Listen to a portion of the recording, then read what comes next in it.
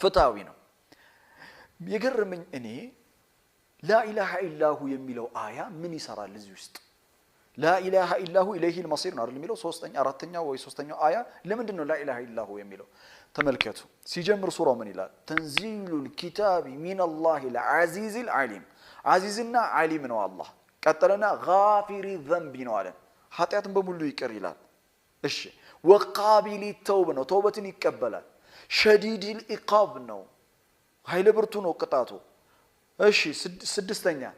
ስድስተኛ ዚጠውል ነው ችሮታውን ያሰፋ ነው ይሄ ሁሉ ባህሪ ያለው ጌታ እመኑኝ ላኢላሃ ኢላሁ ከሱ ውጪ ማንንም የሚመለክ በእውነት የሚመለክ ጌታ የለም ኢለይሂል መሲር መጨረሻውም መመለሻ ወደሱ ነው ይላል ወጨረሻ መመለሻችን ወደሱ ከመምጣቱ በፊት ጋፊሪ ዘንቢ ወቃቢሊ ተውቢ ሸዲዲል ኢቃቢ ዚጠውል ወደ ሆነው ጌታ በመግፊራት እንታደፈላለሁኝ አላህ ይህንን ወር የመግፊራ ወር ለሁላችንም እንዲያደርግልን እመኛለሁ ባረከላሁ ሊ ወለኩም ወሰላሙ አለይኩም